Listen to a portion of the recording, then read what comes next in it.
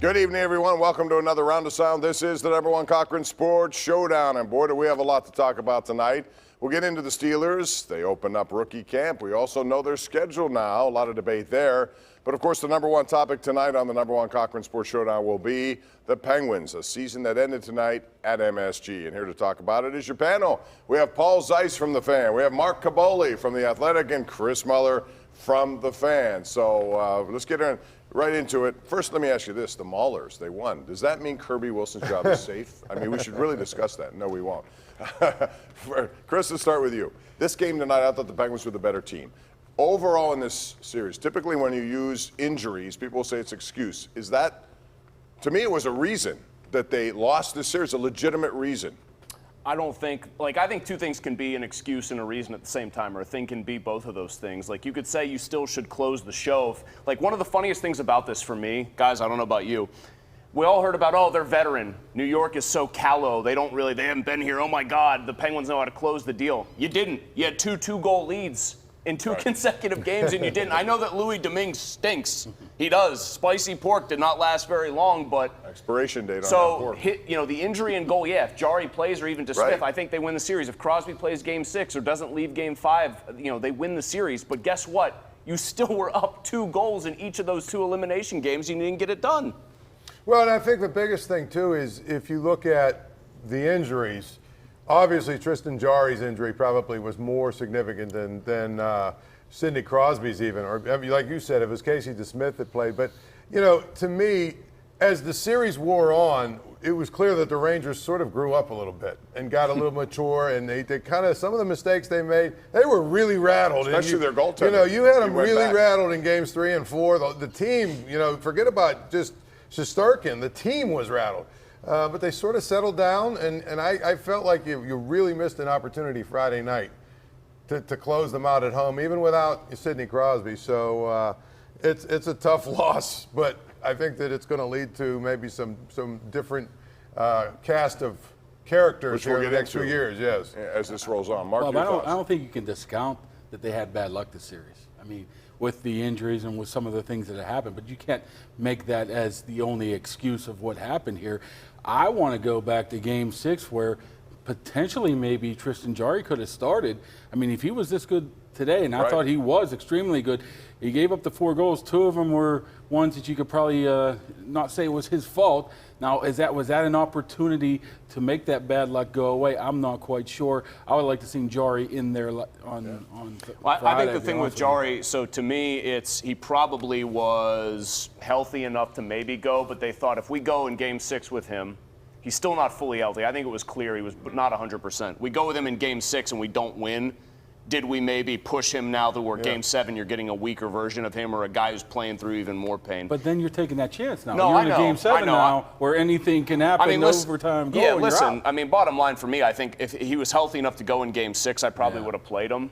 But they clearly made a value judgment here and thought, hey, we'll load up the ship here on game 7 with him and with Crosby, with Raquel coming back. Right. And again, I feel compelled to point out they were winning game 6, guys. They were winning game 6.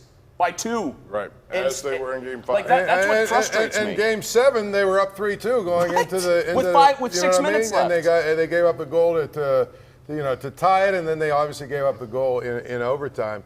The other part of this series that a lot really, I mean, there were some power plays. Both teams, I thought, made some really good power plays, but there was a lot of shorthanded goals in this series. We had 5-on-3s that led to nothing in this series. That's on my list. Oh, I'm sorry. I didn't know that. Since you brought it up, let's talk about that. How is a team with so much talent incapable of putting together a legitimate-looking 5-on-3?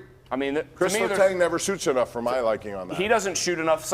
Malkin had a shot today on a power play where, that was his only shot. But he bombed one when nobody was in front of the net. Right. What drives me nuts is I watch less skilled teams when I'm watching. I'll watch the rest of the playoffs, and there will be a team that I know does not have the same amount of high-end skill. And if they get a 5-on-3, they will collapse that little triangle, and they will get a ton of good chances. And if they don't score, it's basically an act of God or a goalie making tons of saves. The Penguins go perimeter. Let's pass it around. We're the Harlem Globetrotters here. I mean, I hate it because I am a guy who sat in the top row of PPG Paints Arena. That's my season tickets, right? And I'm usually not on the side of the shoot the puck people, but shoot the puck. Yeah. It's not hard. Well, the 5-on-3, what was it in Game 5? I think it was in Game 5. To start right? the game, which one? To start the game? The or one middle, to start the midway game, through? whatever game that was. It was almost like there was no urgency. That We're might gonna have win been anyway. the worst 5-on-3 in the history of the NHL. Guys, let's get some passing drills I going. don't remember one significant They got dangerous like 2 shots you know what I mean? technically on goal, and neither of them was a good one. I mean,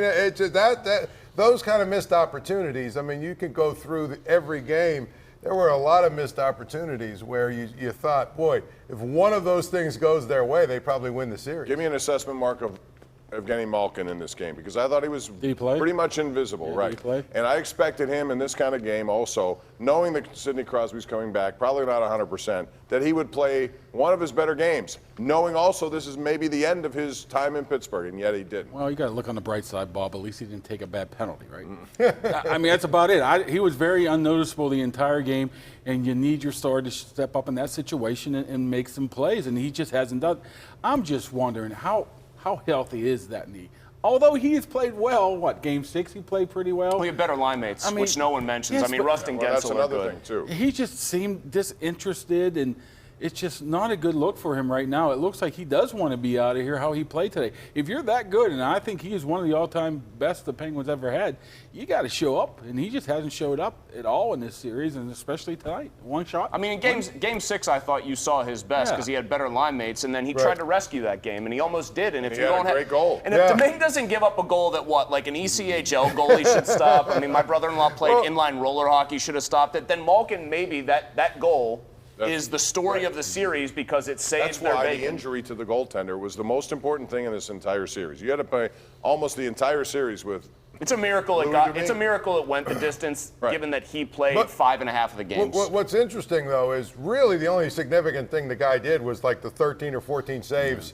17, Whatever it was, the first game he went in. That was the best he looked. When they won in the overtime. That was the The best next he two looked. And that games set the they bar scored. way too high. The And then next two broccoli games, and though. pork became the thing. Right, And then all yes. of a sudden, things are out of control. But the next two games, they scored 7 goals each. I'm think- not sure that goaltending was really all that significant. I think his personality fit really nice in after he won that game, too. I think he got a lot of people on his side. Maybe you're thinking that he might be a little bit you better start than buying what the he story. was. His Yes. goaltending was like the spicy pork and broccoli, not the best.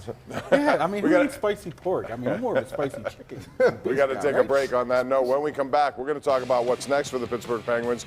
They have a lot of guys on expiring contracts.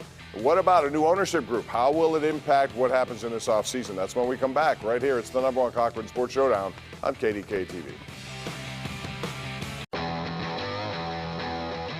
#1 Cochran Sports Showdown is brought to you by #1 Cochran. Go one better.